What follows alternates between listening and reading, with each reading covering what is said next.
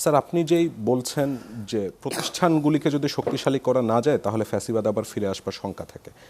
অনেক সংস্কারের কথা বলা হয়েছিল এবং বিএনপি তো সংবিধান সংস্কার পরিষদের আসলে শপথই নেয়নি এবং পরবর্তীতে যেই সংস্কারের কথাগুলি এসেছিল, যেমন আপনি গুমের কথা বলছেন, গুমে নতুন যে আইন আসছে সেখানে পুলিশকে দায়িত্ব দেওয়া হয়েছে, মানবাধিকার কমিশন, স্বাধীন বিচার ব্যবস্থা, এগুলোর ক্ষেত্রেও কি স্যার মানে বিএনপি সংস্কার ইস্যুতে তাদেরকে কতটুকু আগ্রহী বলে মনে হচ্ছে আপনার কাছে, তাদের এখনকার আচরণ বিশ্লেষণ করে? তারা তো এক কথায় বলছেন, বহুবার বলেছেন, তারা জুলাই সনদ অক্ষরে অক্ষরে বাস্তবায়ন করবে তাদের মতো করে স্যার।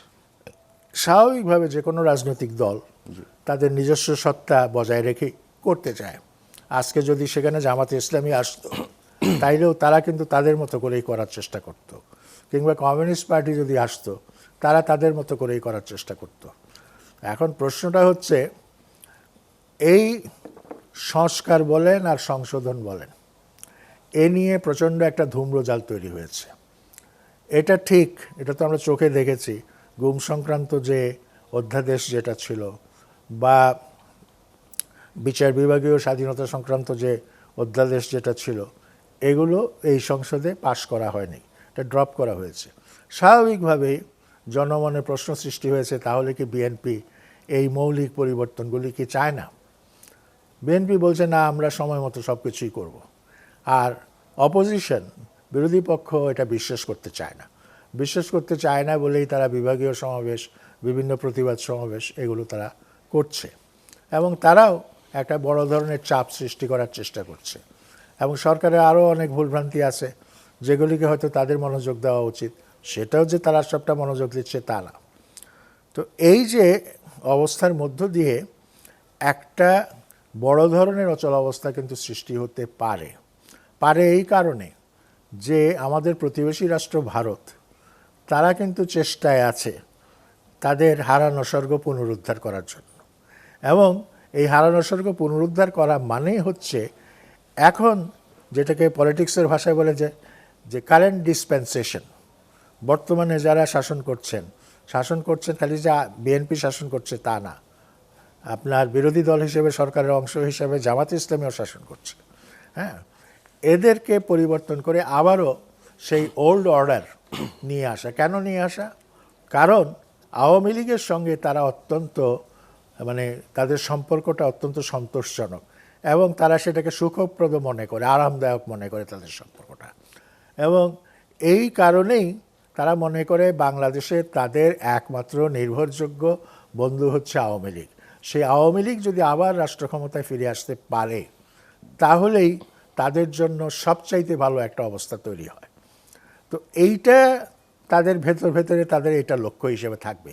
বাইরে তারা যত মধুর কথাই বলুক, যত সুন্দর কথাই বলুক, তাদের হাই কমিশনার যত মজার কথাই বলুক, এগুলো কিন্তু থাকবে। এখন সেই জন্য তারা নানা রকম কুটোচাল চালিয়ে যাবে, এবং খুব ছোট ছোট জায়গায় তারা হস্তক্ষেপ করবে। আপনি বুঝতেও পারবেন না যে এটা কত বড় ধরনের আপনার তরঙ্গ সৃষ্টি করতে পারে। তো এই অবস্থার মধ্য দিয়েই কিন্তু একটা পরিস্থিতি পাল্টে দেওয়ার ষড়যন্ত্র হতে পারে, এবং এইটাকে আমি দেশের জন্য খুব বিপজ্জনক মনে করি।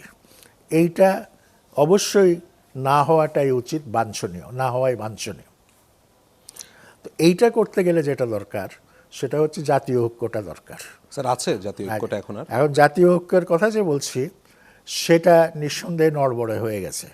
এখন একেবারে সম্পূর্ণ শেষ হয়ে গেছে সেটা আমি বলবো না। তো এখন তাহলে করণীয় কি? আমার ব্যক্তিগত একটা প্রস্তাব আছে। প্রস্তাবটা হচ্ছে, আমি জানি না, এটা শুনে হয়তো তারা হাস্যকর প্রস্তাব বলে উড়িয়ে দিতে পারেন, কিন্তু সংবিধান নিয়ে যখন এত তর্ক বিতর্ক হচ্ছে, এবং একটা কমিটিও বোধহয় করা হয়েছিল 18 জনের, এবং সেখানে বিরোধী দলের 5 জনের মানে প্রস্তাব দিয়েছে, বিরোধী দল নাম পাঠায়নি, আসে নাই। আচ্ছা, যাই হোক, আসে নাই। এখন আমার আশা হচ্ছে সরকারি দল সংবিধানের একটা খসড়া রূপ তারা লিপিবদ্ধ করুক, একেবারে পুরো সংবিধানের, একেবারে প্রিএমবেল থেকে শুরু করে শেষ পর্যন্ত। হ্যাঁ, আর আপনার বিরোধী দলও তারা তাদের সংবিধানের, প্রস্তাবিত সংবিধানের প্রিএমবেল থেকে শুরু পর্যন্ত শেষ একটা ডকুমেন্ট খসড়া আকারে, ড্রাফট আকারে তৈরি করুক, এবং এটা জনগণের সামনে হাজির করুক। এবং জনগণ সেটা পড়ে বুঝে চিন্তা করে দেখুক এই দুইটার মধ্যে বড় কোনো পার্থক্য আছে কিনা, বা কোথায় ঘাটতি আছে, কোথায় শূন্যতা আছে। আমার মনে হয় এই প্রস্তাবটা যদি দুই পক্ষ মেনে নেয়, তাহলে আমরা এই সংবিধান নিয়ে যেই বিতর্কের মধ্যে, ভুল বুঝাবুঝির মধ্যে আটকে আছি, এই অবস্থাটার পরিবর্তন হতে পারে। বুঝেছি স্যার। এবং এই পথেই বোধহয় আমাদের হাঁটাটা উত্তম হবে। এবং সরকারের পক্ষ থেকে এরকম একটা প্রস্তাব হলে মন্দ হয় না, বা বিরোধী দলের পক্ষ থেকে এরকম একটা প্রস্তাব হলে মন্দ হয় না।